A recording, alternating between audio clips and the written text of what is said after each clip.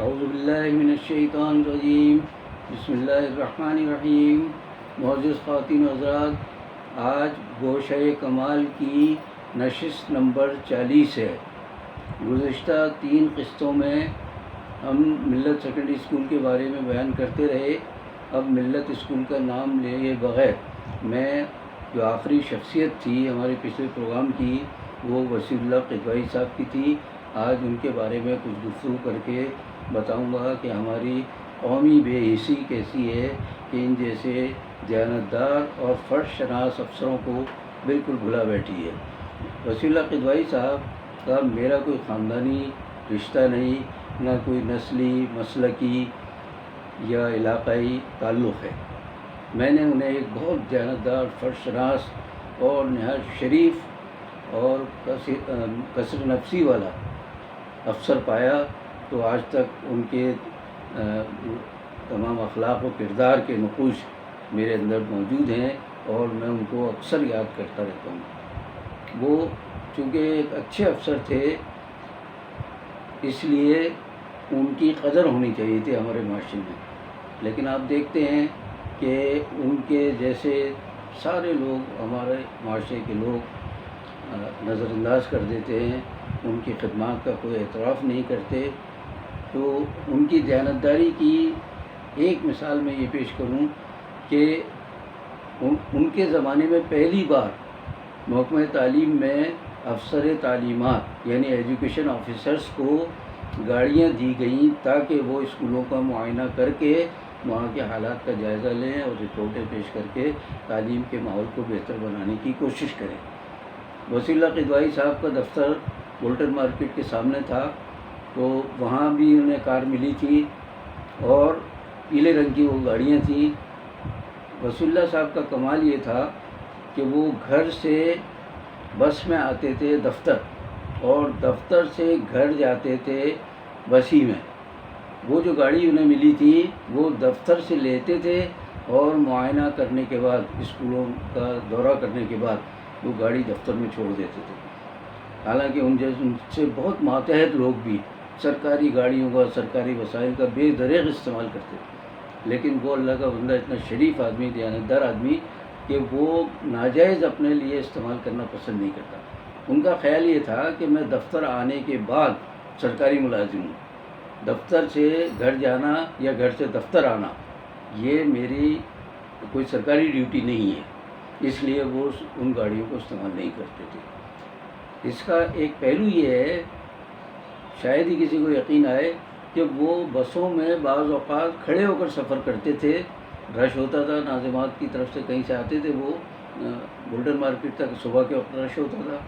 تو میں نے ایک بار خود انہیں بس میں کھڑے ہو کر سفر کرتے دیکھا۔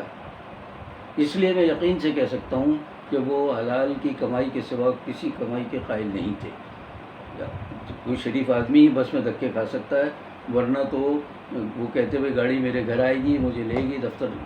پھر اس کے بعد شام کو مجھے گھر چھوڑ کر جائے گی۔ وہ گاڑی کا استعمال اپنے لیے جائز نہیں سمجھتے تھے۔ ایک بات تو یہی بات میں نے اپنے اسکول کے ایک بہت ایثار پیشہ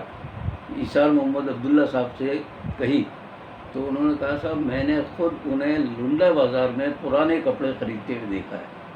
اس سے اندازہ ہوتا ہے، حالانکہ افسر تعلیمات کی اچھی خاصی تنخواہ ہوگی، لیکن اچھی خاصی تنخواہ میں بھی گزارا نہیں ہوا کسی دور میں بھی شریفوں کا۔ اس لحاظ سے وہ ان کے اخراجات گھر کے ہوں گے اتنے کہ وہ تنخواہ سے پورے نہیں ہوتے، تو وہ کپڑے بھی نئے نہیں خریدتے تھے، لنڈا بازار سے خرید کر اور وہ کپڑے استعمال کرتے تھے۔ اس سے آپ ان کی دیانتداری کا اندازہ کر لیجئے۔ پھر میں جب ریٹائر ہو گیا،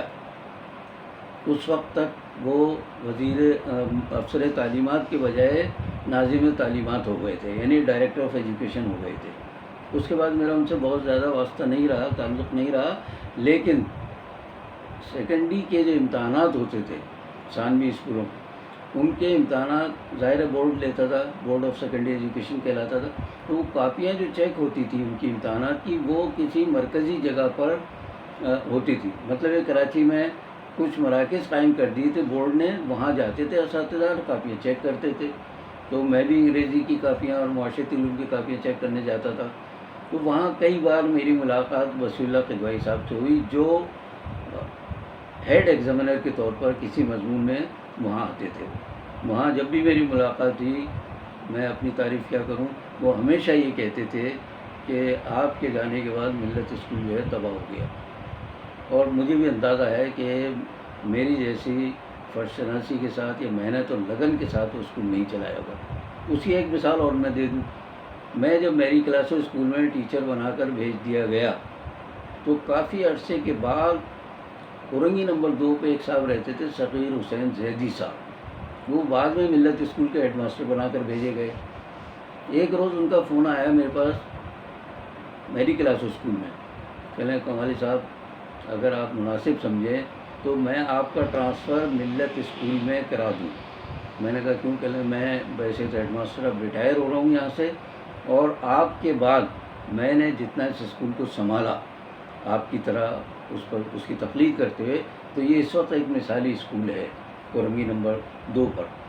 آپ واپس آ جائیں گے تو میری بھی محنت کام آ جائے گی، اور انشاءاللہ یہ اسکول اور زیادہ ترقی کرے گا۔ تو میں نے ان سے ہنس کر کہا، میں نے کہا صاحب بڑی مشکل سے موجودہ حکومت نے مجھے ہیڈ ماسٹر سے ٹیچر بنایا، اس کے لیے کیا کیا پاپڑ بیلنے پڑے ہوں گے انہیں، تو اب میں ٹیچر ہی کی حیثیت سے خوش ہوں، اور میں اب صدر میں رہائش اختیار ہو گئی میری لائنز ایریا میں، یہاں سے میں کرنگی نہیں جا سکتا، اور ظاہر ہے مجھے فل ہیڈ ماسٹر نہیں بنائیں گے، ایکٹنگ ہیڈ ماسٹر بنائیں گے، تو تنخواہ تو میں لوں گا ایک ٹیچر کی، اور ذمہ داریاں زیادہ اسکول کی سنبھالوں، پھر صدر سے وہاں جاؤں، وہاں سے واپس آؤں، پیسے بھی خرچ ہوں، وقت بھی خرچ ہو، تو مجھے اب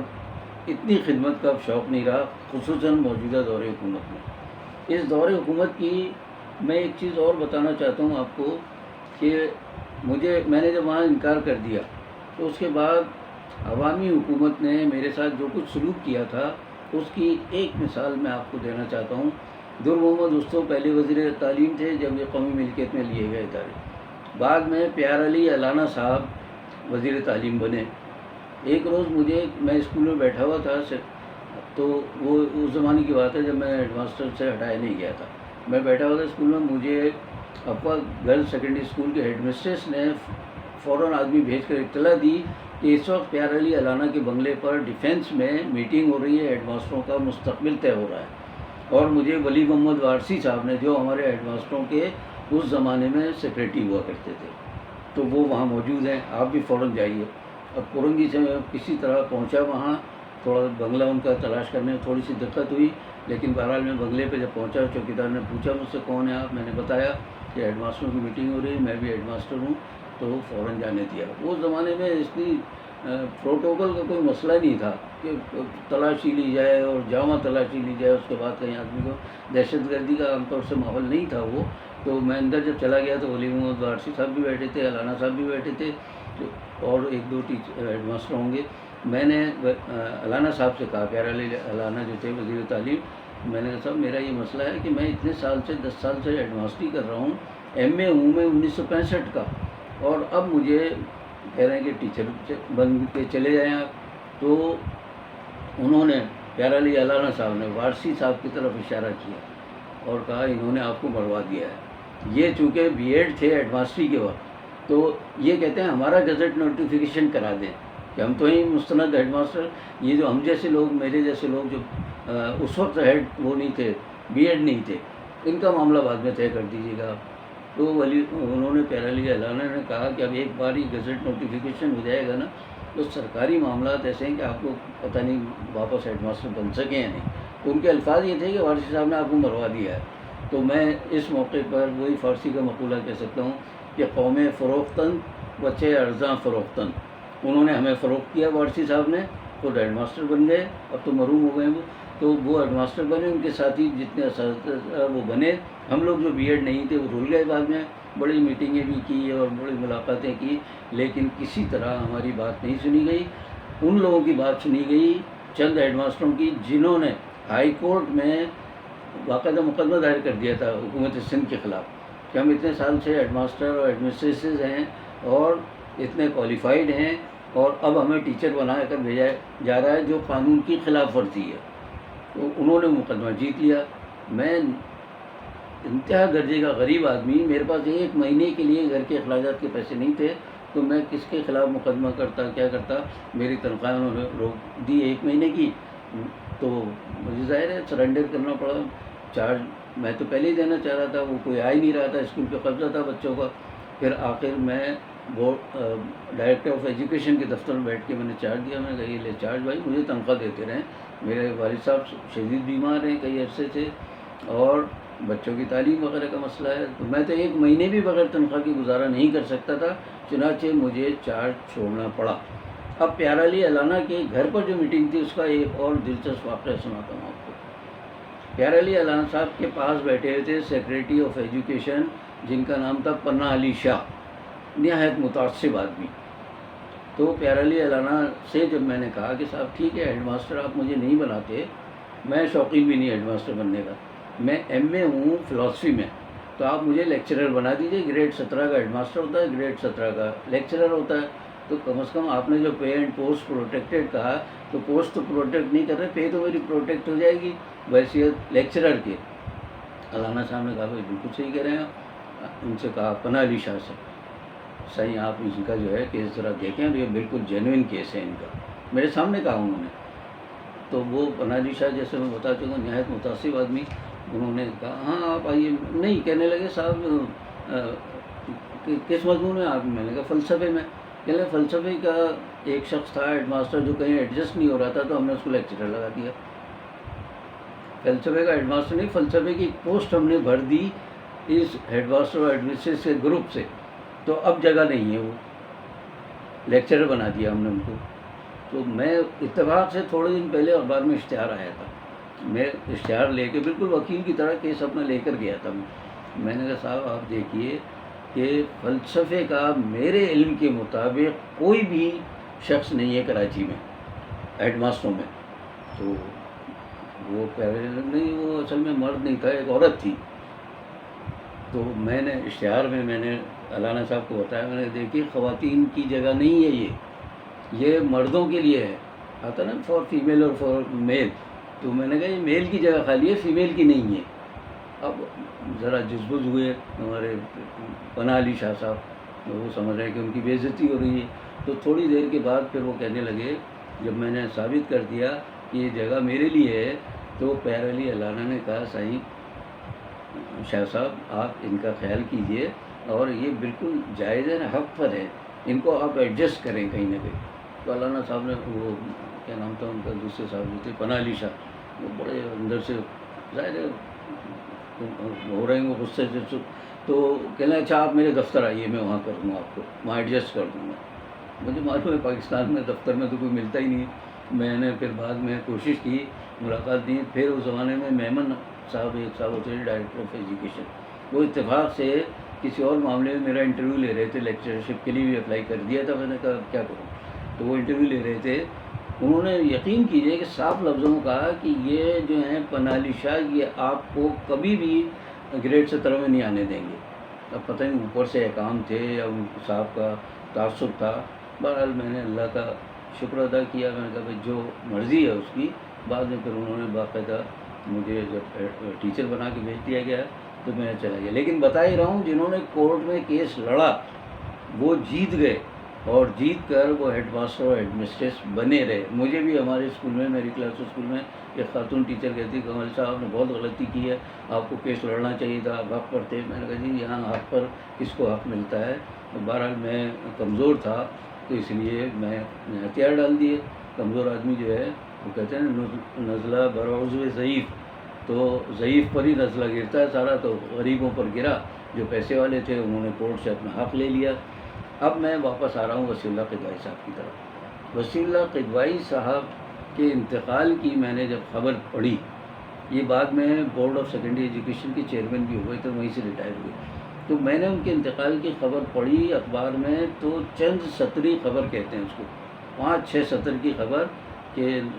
سابق بورڈ آف ایجوکیشن کے چیئرمین جو ہے انتقال کر رہے، نام تھا ان کا وسیع اللہ۔ اس قدر دکھ ہوا ہے مجھے اس خبر کو پڑھ کر کہ اتنا عظیم آدمی، کیریکٹر کا آدمی، شریف آدمی، دیانتدار آدمی، وہ دنیا سے چلا گیا اور اتنی چھوٹی سی خبر چھاپی انہوں نے۔ اب کہنا یہ چاہ رہا ہوں کہ ان کے ماتحتوں میں، ان کے طلباء میں جو اساتذہ اور جو افراد رہے ہوں گے، وہ ظاہر ہے قومی زندگی کے مختلف شعبوں میں بڑے اچھے اچھے عہدوں پر رہے ہوں گے، تو شاگردوں کو بھی کسی کو توفیق نہیں ہوئی کہ اپنے استاد کو یاد کر لیں جو شریف اور دیانتدار استاد تھا۔ ایسے لوگوں کو تو ہماری قوم یاد کرتی نہیں ہے، تو اس لیے یاد نہیں ہے۔ چھوٹی سی خبر اس کے برعکس دوسری خبر میں بتا دوں میں کہ جب میں میری کلاس اسکول میں پہنچا تو وہاں بینڈ کا انتظام تھا، تو بینڈ ماسٹر ہوتے تھے ماسٹر مبین صاحب، میوزک کے بھی شاید استاد تھے وہ،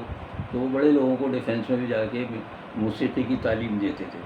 ان کے انتقال کے بعد روزنامہ ڈان میں آدھے صفحے کا، پورے آدھے صفحے کا مضمون میں نے دیکھا ان کی شان میں، ماسٹر مبین صاحب کی شان میں۔ وجہ کیا تھی